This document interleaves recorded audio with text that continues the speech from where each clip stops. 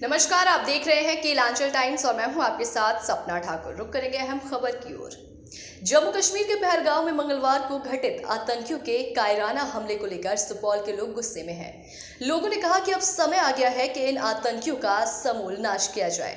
इस आतंकी हमले में मारे गए लोगों की आत्मा की शांति के लिए राघोपुर के सिमराही के लोगों ने कैंडल मार्च निकालकर मृतकों को श्रद्धांजलि दी।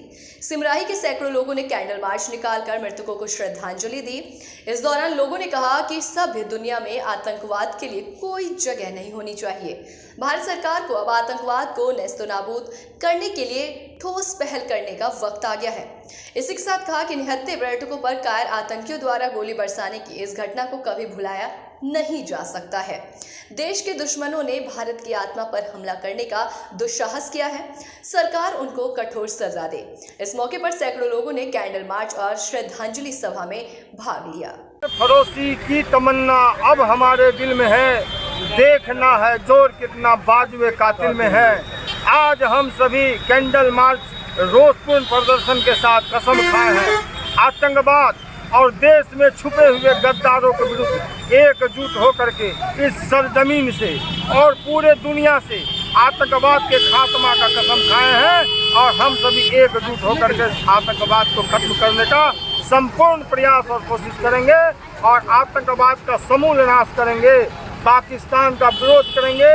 जो पाकिस्तान उस आतंकवादी को पोल पास के भारत में आकर के अशांति फैलाना चाहता है, ऐसे नाटकीय और नारकीय देश के खात्मा का भी हम कसम सौगंध खाए हैं कि आप आतंकवाद को पालोगे तो आपका भी खात्मा आवश्यक है और आपका भी खात्मा होगा। और हम सभी एकजुट होकर के इसी सौगंध के साथ हमारे देश के जम्मू कश्मीर के पहलगांव में हुए दुर्दांत आतंकवादी हमला के खिलाफ ये आक्रोश कैंडल मार्च निकाला गया है। और हमारा सरकार से निवेदन है कि ये जो इतना विध्वंसक हथियार सब जो जमा करके रखा हुआ है उसको जो है एकदम सजा के न रखे, उसको ऐसे ऐसे आतंकवादियों को चुन चुन को मारने के लिए उसका इस्तेमाल करे। अब देश ये सहन नहीं कर सकता है। 22 अप्रैल को जो हमारे जम्मू कश्मीर के पहलगांव में जो आतंकवादियों के द्वारा जो कायरतापूर्ण घटना को अंजाम दिया गया, उससे पूरा देश स्तब्ध है, मानवता शर्मसार है। और इस घटना की जितनी भी निंदा की जाए वो कम है। और सारे देशवासियों का खून खौल रहा है और लोगों ने यह प्रण कर लिया है अब आतंकवाद को उसके अंतिम मकाम तक पहुंचाना है, चाहे इसके लिए जो हो जाए। इसके लिए हमारे प्रधानमंत्री ने भी एक डेडलाइन निश्चित किया है कि अब उसको जड़ से हमको खत्म कर देना है।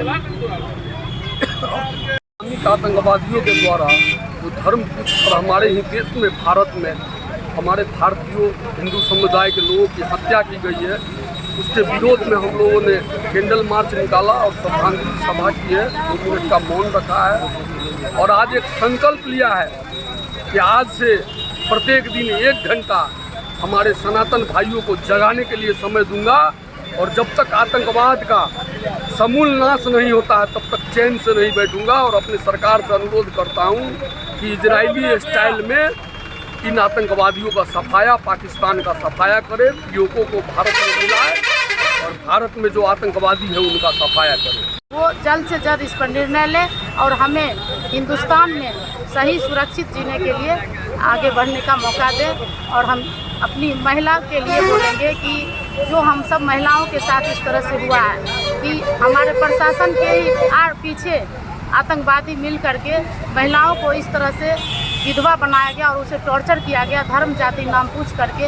और वो निहत्थी होने के बावजूद भी इस तरह के आतंकी हमले से जूझती रही और उन्हें न्याय चाहिए। और हम सब महिलाओं की तरफ से जो हिंदुस्तान की बेटी है उनके तरफ से न्याय मांगते हैं और हमें न्याय चाहिए हर उस बेटी को जिस पर इस तरह के आतंकी होते हैं। ऐसे तमाम खास खबरों के लिए देखते रहें केलांचल टाइम्स।